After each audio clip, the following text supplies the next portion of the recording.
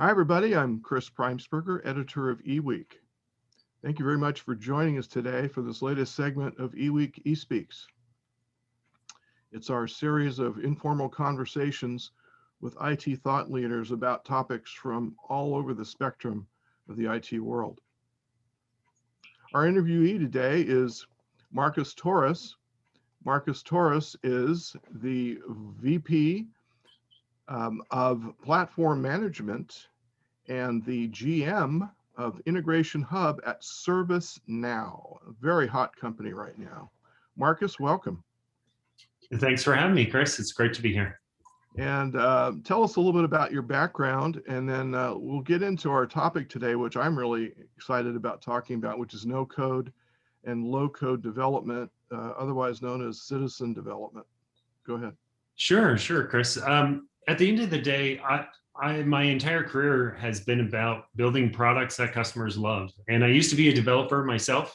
And after some time in the developer seat, there was a product manager who I worked with who said, hey, instead of telling me all the features I need to do, why don't you just come over and help me do this job? And so I went into product management and never looked back. And I couldn't be more proud of where we're at today, and some of the things we're going to discuss today around low code, because I really think low code is about providing agility to the business, and I also think low code's about empowering people to innovate. And every one of us that thinks of how we can improve how we do things day to day. And I really think the new future of work, the new era of work, is about low code. Yeah. Can you define what low code versus no code is? I think I have an idea, and some people do, but others might not. Well, I think to some degree, everyone has a different take on this, and it's not standardized across the market. But the way I really think of it is no code tools tend to allow you to create certain applications, and they're relatively streamlined. I tend to think of them as more tailored to kind of personal productivity, things for that individual user, maybe a small group. But low code is really about having great no code and declarative tooling so you can create applications. But if you need to extend it, if you need to add a certain level of complexity, there's a release valve there. And that release valve is, hey, you can add code to it if you need to. This also helps with, team development, right? I think development is a team sport. It's very common that even if somebody creates an application, people add to it, they extend it, or they support it, and that ends up being a team sport. And when it comes to low code platforms, there's times people, whether it's no code platforms, people can hit a cliff. Either they don't understand it. Oh, I don't know how to train an AI ML, model, or a specific integration to a specific system. They may not know how to do that, and you really want that team to really support that outcome, which is creating the application. And I think low code platforms differ from no code platforms in the sense that they have that extensibility, and without hitting, when you hit some of those cliffs. Hopefully that makes sense. That's sort of how I think about it. Yeah. And with like we were talking about earlier, the passing of every day and every month and every year, more and more people are becoming tech savvy. They're digital savvy. And the new generations coming up, that's all they know right now. We've already got one full generation that has grown up pretty much with tech, and others are to come. And to be able to do something yourself, fix an application, create one, add a function yourself, using tools that are intuitive and easy to use is just a godsend in my opinion, because like you say, that's where innovation comes from.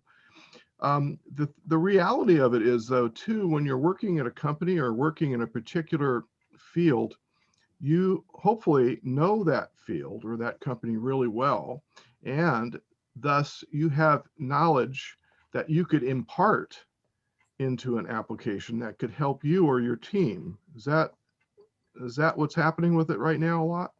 Absolutely. I think we all work in teams, right? Within our organizations. And even for all the great entrepreneurs that are out there, it's very rare for somebody to do it truly alone as a single person. And it's that knowledge that people bring, not only on what they're doing, but how they're doing it, Yeah. to transform their way of working. And that's what low code is all about, is digitally transforming the way they're working to really allow people to not only be more effective, but be more collaborative, and in essence service their customer, whoever that may be, in a better way. And we think low code is a great way to empower people to be innovators today. Right. Now, can you explain how ServiceNow is bringing this new platform called Quebec to market, and first of all, what verticals or what audience are you aiming it at, or is it pretty usable across a horizontal section of business, or are there certain businesses that are more apt to go for it first? And tell me a little bit about how the platform works. Well, so Quebec, and the way at ServiceNow, we do two major releases, what we call our family releases a year, and we give them names of cities. And so Quebec is our Q release, or basically our release that's going out in March. And this is our biggest release ever, not only for ServiceNow, but specifically for our creator workflows line of business, or a pillar of ServiceNow business. And what it really is about is we have created an amazing new innovation called App Engine Studio that allows anybody to innovate. And it really is for the entire organization. Now, we know that organizations have digital transformation initiatives, especially with COVID last year, a lot of citizen developer or low code developer initiatives as well. Tied to that same outcome, which is really helping people innovate and create what they need without, the reliance on, say, central IT or an app dev shop. And so that being said, we've created this App Engine Studio experience, which is tailored to allow anybody to create enterprise grade applications, which means they're integrated with different systems of record. They manage process automation. They allow you to create data models and beautiful experiences on the web and mobile and chatbots, etc. All of that is really tailored in this App Engine Studio experience to allow people to take the power of ServiceNow and innovate very, very quickly and create something on their own. And to go back to your previous question, we're a low code platform, which means if in the event a citizen developer or is creating an application and they hit some complexity, or maybe they just are unfamiliar with a certain area, they can always work as a team with a pro developer who can add anything they want. That's the beauty of our platform, is everything is reusable. Think of those as little Lego bricks. If they're missing a Lego brick, they get a pro developer to add the Lego brick, and they can add it to their application and reuse it and keep on going. And we're really excited about this release, because between App Engine Studio, which is this tailored citizen developer experience, a number of application templates to allow them to get started, see a point of reference, a beautiful new UI builder with hundreds of pre-built UI components that allow them to construct UIs with clicks versus code. We really think this is going to be a major step in enabling everybody to be those innovators of tomorrow. Yeah, from what I've seen, I haven't seen any other product like this that has so many different kinds of functionality in it, and so many different purposes. Can you just give me an example, real quick example of an application that someone could develop on this, so that our viewers can get a picture of how this works? Sure. Well, any application can be really created on our platform, but I'm going to give you a couple examples that we showed the speed and power of our platform. One was with the city of Los Angeles this last year during COVID. As you know, LA became the epicenter of epicenters at one point.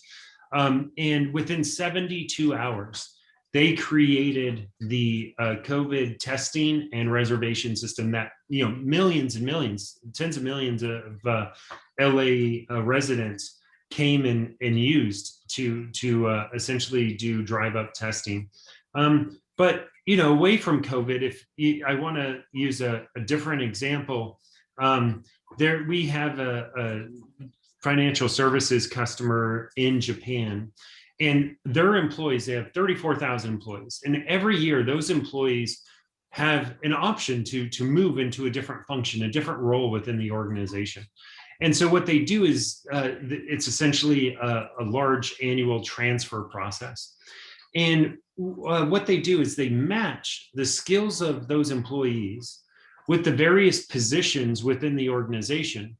And it's fed both feedback from, hey, this is my skill as an employee, and what the employer thinks. And now when you think of that, that's, a huge amount of not only matching and kind of skills and reviews and all these kind of things, but once that happens, once you match somebody to a transfer to a job that you're going to transfer them to, think about all of the various logistics that have to happen. Oh, okay, HR, you need to be updated. Accounting, you need to be updated. Maybe facilities, because they need to reside in a different building, et cetera, et cetera. All of that is what we call an end-to-end workflow application. And when we at ServiceNow say, let's workflow it, that's the kind of application that we're talking about. We want to solve end-to-end. And our ability as a platform and as App Engine Studio to create integrations to different systems of record, to do process automation, to simplify some of these tasks or automate these tasks, allows you to create an application that's way more than just a simple form, but really an end-to-end workflow across your organization. And they were able to do this in just a number of weeks. So just amazing example of how you can leverage the power of ServiceNow and App Engine and App Engine Studio to create these kind of innovations. Oh yeah, thanks, Marcus. That's a great couple of examples to show really how it works, and that leaves a picture in someone's head about how it works. So we've got about a minute left, and I was just going to remark while you were talking about the Japanese example there. Trader Joe's on a much smaller scale allows its employees to move around and do different jobs within the market. Whether it's working in the back room or stocking in the front or helping customer service, whatever it is. The same kind of thing. They could probably do their own app on a smaller scale, but it's what reminds me, because I have friends that work there, and they love working there because they can switch jobs as often as they want to. They get tired of one job, they can move and do something else. Maybe this app could help them out. So I don't know. Is Trader Joe's a client? I don't know if they are, but I'll tell you what, within App Engine Studio, we have application templates, and not in Quebec, but soon after, our customers will be able to create their own templates and share it as a community. So maybe it's something that our Japanese customer can help out Trader Joe's with. Yeah, that's possible.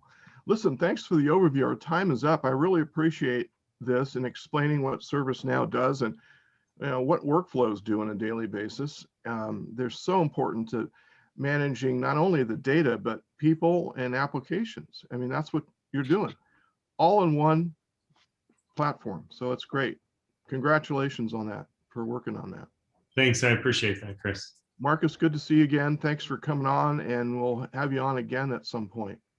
Sounds great. Thanks, Chris. Cheers. So Marcus Torres, Vice President of Platform Management and GM of the Integration Hub at ServiceNow.